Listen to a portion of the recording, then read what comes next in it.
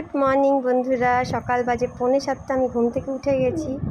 আর নারায়ণীকে এভাবে দেখে আদর না করে কি থাকা যায়? আর এই যে হ্যাপি ঝিমোচ্ছে। আমি ভাবলাম চটপট করে আমার বিছানাটা গুছিয়ে ফেলি, আজকে একটা জায়গায় যাব, তো গুছিয়ে ফেললাম। তারপরে আমি একটু বাগানটা একটু ঝাড় দিয়ে দিলাম, যেটা আমার রেগুলার কাজ, বাগান ঝাড় দেওয়া, সেটা করে নিলাম। এরপরে দেখুন আমি রেডি হয়ে গেছি। আজকে আমি কোথায় যাচ্ছি আপনাদেরকে জানাচ্ছি। এবার একটু ঘরে জানলা টান্নাগুলো সব খুলে দিতে হয়। সকালবেলা রোদ ঘরে ঢুকলে খুব ভালো লাগে, দিনটা অনেক পজিটিভ লাগে। আমি সোজা 3 তলায় চলে গেলাম। 3 তলায় এখানে আমার ডগিরা খুব ব্যস্ত, তারা বাইরে যাবে, তাদের প্রকৃতির ডাকে সাড়া দিতে হবে। সেই জন্য আমি সবাইকে দরজা খুলে বার করে দিলাম ছাদে।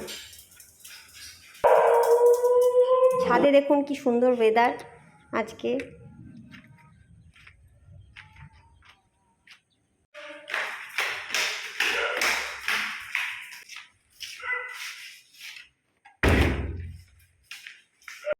আজকে অ্যাকচুয়ালি আমি যাব কিটিকে ড্রপ করতে ওর বাড়িতে দমদমে। ও দমদম থেকে এসছে, তো আজকে ও চলে যাওয়ার দিন। তো আজকে আমার দায়িত্ব হচ্ছে ওকে ড্রপ করে দেওয়া। নর্মালি পেট প্যারেন্টরাই ড্রপ করে, মানে নিয়ে যায়, নেওয়া আনায়। বাট কেউ কেউ যদি বলে আমাকে আনা নেওয়া করতে, তো আমি সেটা করে দিই। তো আজকে ওকে নিয়ে যাব।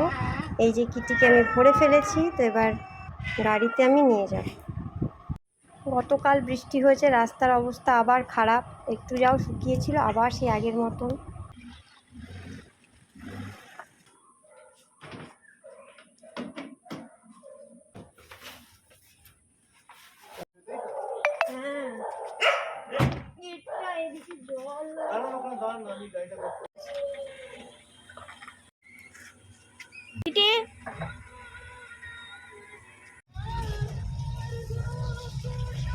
মোটামুটি 20 কিলোমিটার ডিস্টেন্স আমার বাড়ি থেকে দমদম, যেখানে ও নামবে। এই যে এসে গেছে ওনাদের বাড়ি। হ্যাঁ,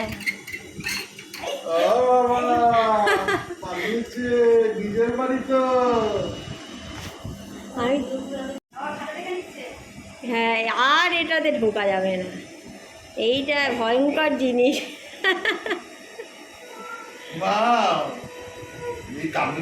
দেখতেই ভালো লাগে।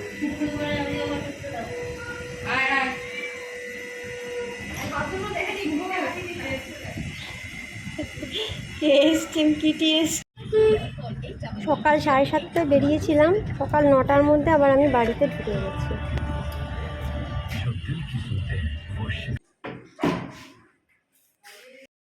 ইনি হচ্ছেন আমার সেই ড্রাইভার দাদা, যিনি আমাকে এখন ড্রাইভিং শেখাচ্ছেন। উনি খুব ভালো ড্রাইভিং শেখাচ্ছেন। কি বলা কি বললে? আমি বলছি আজ তোমাদেরকে নিয়ে ব্লগ বানাবো, আজ শান্তদিকে নিয়ে ব্লগ বানাবো, মাসিকে নিয়ে, যাদের জন্য আজকে আমি ঠিকঠাকভাবে দাঁড়িয়ে আছি। এই যে সকাল সকাল চলে যেতে পারছি, এই যে দুটো মানুষ ছাড়া আমি সকাল সকাল বেরোতে পারতাম না, এরা যদি না থাকতো।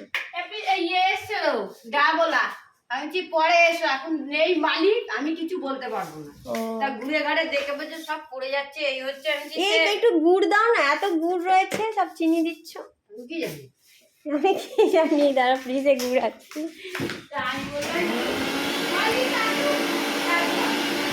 এই দেখো, এটাতে গুড় আছে।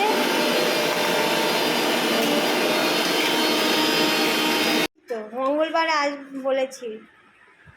নিয়ে গেছে আমার ভাইজিও এসে গেছিল তখন, ভাইজি আর ওই অল্প দুজনে গেছে।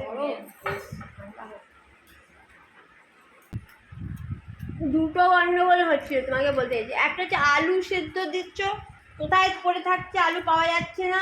আমি এখন রাতে ভাত মাখা যাচ্ছি, তখন আলু বেরোচ্ছে, তখন কাল তুলিবি আলু না, আলুগুলো নষ্ট হচ্ছে, তুমি ওর মধ্যে আলু সেদ্ধ দিও না। ওর মধ্যে ঢুকে যায় তো ভাতের মধ্যে, এত ভাতের মধ্যে পাওয়া যায় না। আর দিবি না, হ্যাঁ না বলবে না, লাগলে লাগলে করে নেবো। হ্যাঁ, লাগলে আলাদা আলু করে নেবো, ওর মধ্যে দিও না, অত ভাতের মধ্যে আলু পাওয়া যাচ্ছে। বললাম পরে যেগুলো আমি তুলে রাখতাম, পিসি বললো তুলিস না, তাহলে সিদ্ধ হয় না, ওই জন্য আমি, নাহলে তো তুলে দিলে আলু হয়ে যায়। এবার রাত্রিবেলা যখন আমি খাবার দিচ্ছি তখন আলু গেলে আর তুমি পাবে না। শান্তদীপ আমার কুকুরদের জন্য ভাত রান্না করে, তো সেই ভাতে কি করে, আমার জন্য আলু সেদ্ধ দিয়ে দেয়। এবার কুকুরদের ভাত তো পুরো 1 কুকার অবধি ভাত হচ্ছে, এবার সেই ভাতের মধ্যে ওই একটা আলু কোন তলায় পড়ে থাকে, সেটা যখন আমি এখন সকালে খাই পাওয়া যায় না, রাত্রিবেলা যখন কুকুরদেরকে দিই তখন সেই আলুটা বেরোয়। সেই জন্য বারণ করা হলো যাতে আলু না দেওয়া হয়। এই হলো ঘটনা। পাওয়া যায় না। এক পেট ভর্তি হয়ে গেলে আমার ঘুম ঘুম লাগে। বেশি গরম হলে আবার সময় শর্ট।